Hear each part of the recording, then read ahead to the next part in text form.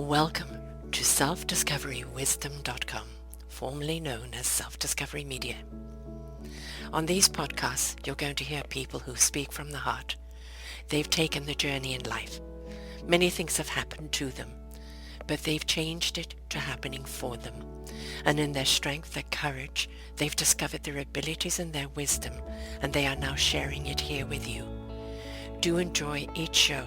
We bring it to you with love and knowing that it's going to help you on your journey of life. Good morning, good afternoon, and good evening, and welcome back to another edition of Sarah's View of Life right here on selfdiscoverywisdom.com. I'm your host, Sarah Troy. A little under the weather right now. Had a kind of a bad week, got a bug. So energy level is a bit on the low side. But I wanted to share something that was rather beautiful. My son-in-law, I'm not quite sure what program he used, but he took photographs of my mother and father when they first started dating that were in black and white and colorized them. And just seeing my parents in color just completely changed everything.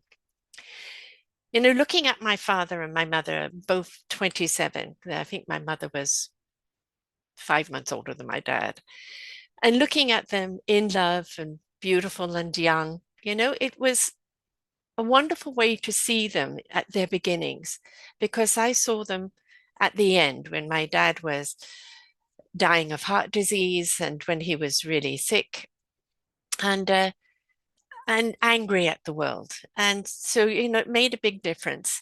So seeing them here alive really did something else. So before meeting my father, my mother had been married and had a daughter, my half-sister Jane. She met my father after her divorce when my sister was 6 years old, and he apparently proposed to her on the spot. My brother arrived first, and we are 5 years apart.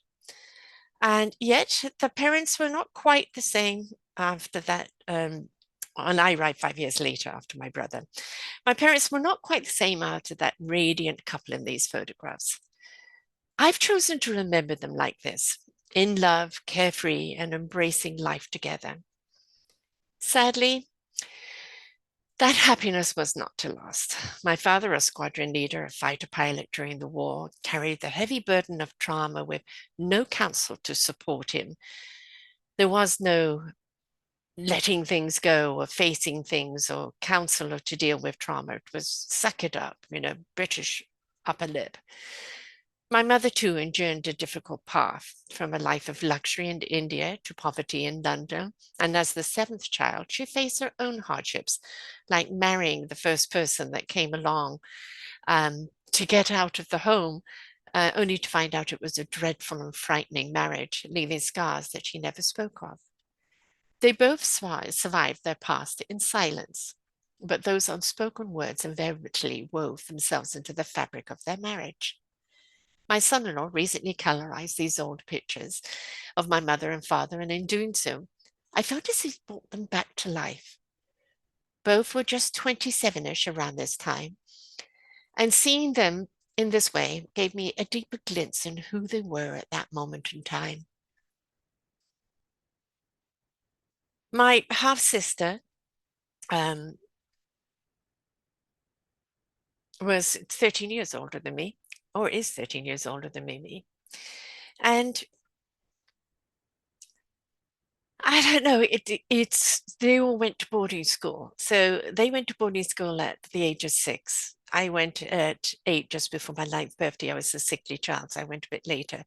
So I saw my brother and sister during holidays and half terms and things like this. And with my sister being 13 years older than me, it was a really big gap. And she's always kind of mothered me, so does. And my brother and I speak every week, and we have more in common. That happiness that they had in the beginning, it really does speak to the fact that we really do need to take care of what ails us, what causes us trauma, what stops us from embracing joy. They fell in love and they were joyful, and they had Sam, and then I came along. Where did it start unraveling? Was it both of their paths coming up to bite them? Did they feel trapped? It wasn't spoken about. And quite honestly, even my era, I'm turning 71. So even in my era, to talk about trauma or to talk about things happening to you was still something rather taboo. This is rather something that's come about in the 10 to 15 years max, where facing your traumas, facing your problems, facing things and unburdening yourself with it, letting go of the pain and the anguish, stepping into our own self empowerment has been encouraged. Until then, it was very much you keep it to yourself, nobody wants to know. We all have a photograph tucked away somewhere that captures a happy moment, a memory that lights us up from within. At the same time, we must remember not to let these hardships of life turn into unspoken words. If pain is never voiced or faced, it can quietly weave itself into our days, shaping our lives in ways we never intended. For me, seeing these colorized pictures of my parents, radiant and in love, I choose to carry that memory in my heart. Let it remind me of the beauty they once shared. Life, of course, brought them struggles, as it does for all of us, but I've learned that if we speak of our pain, face it, let it go. It doesn't mean we forget. We let go of the pain, the hold it has on us. It doesn't have to define us anymore.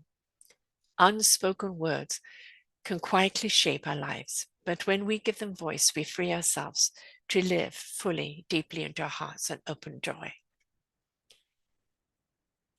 I think that,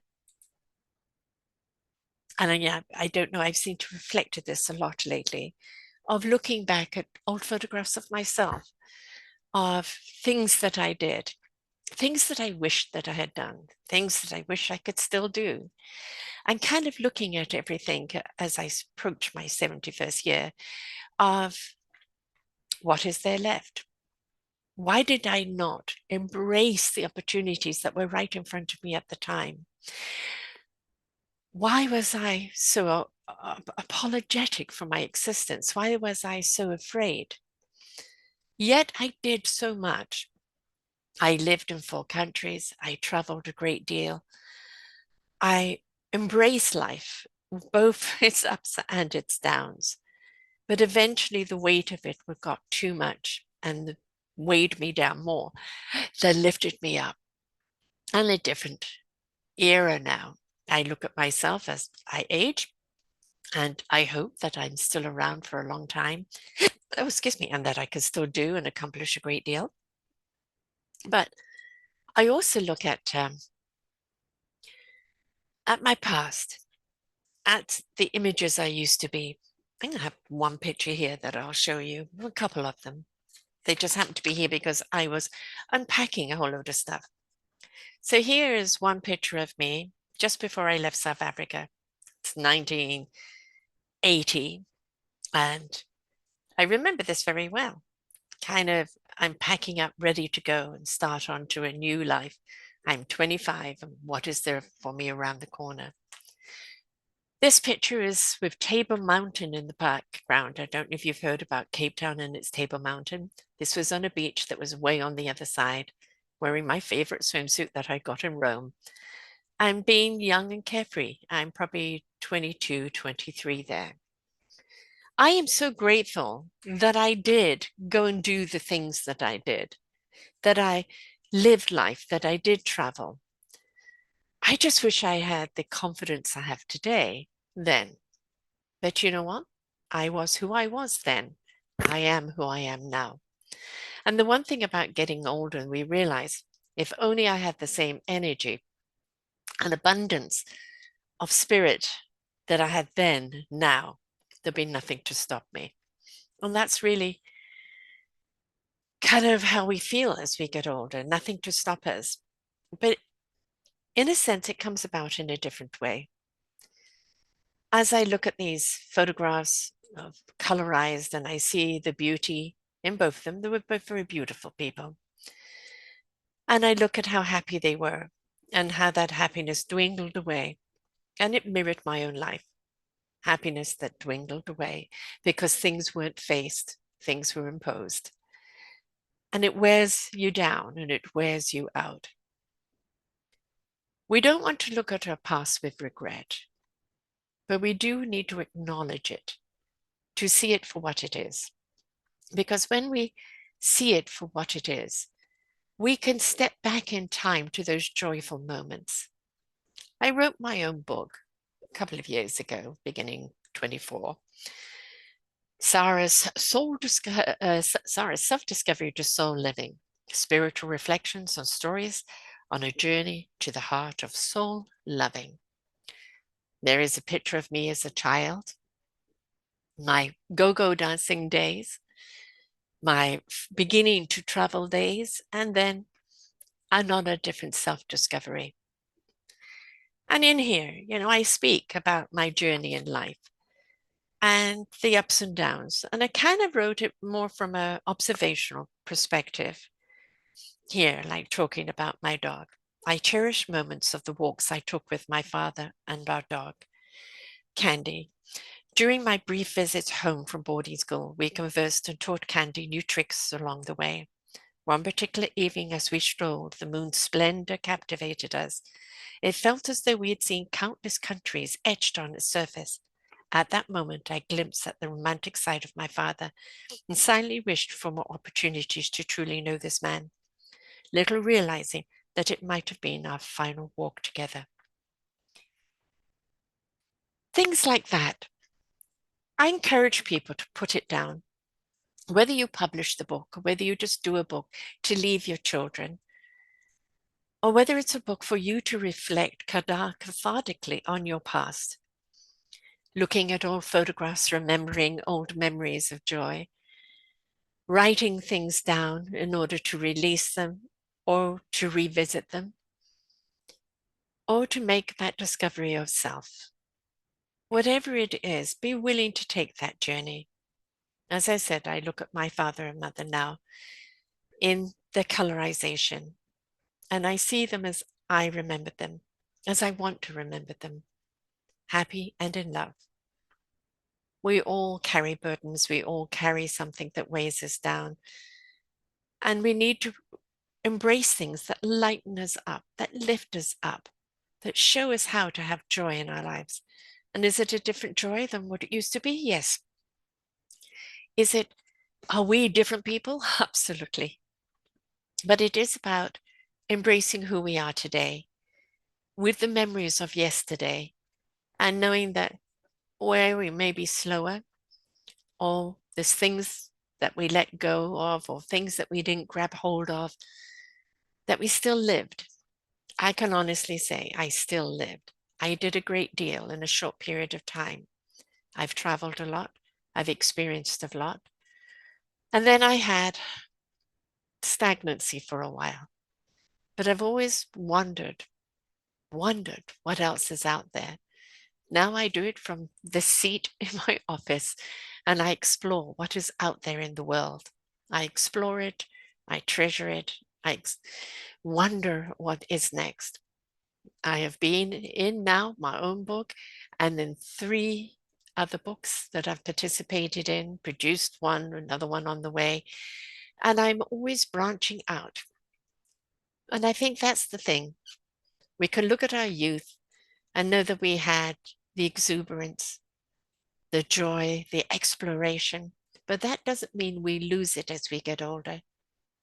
That doesn't mean that we stop living or we stop loving or we stop enjoying things. It just means that we step into a new photograph, into a new image of who we are, why we are, what we're here to experience. And joy is still to be had, even if we have to remember how it used to feel in order to feel it again, or whether it's just finding a new feeling to feel joyous about. Colorize your world. Don't look at it from black and white, from pain or joy. Look at it from living life, from participating in life and all its ups and downs, and for really experiencing it fully. I'm glad I have. I've met so many people who have not been on the same journeys, and maybe their life hasn't been as tumultuous, but many of them it has. But they didn't explore life in the same way. I'm very glad I did. But now it's about staying put. Now it's about enjoying my grandchildren, of which there is another one to come in mere weeks.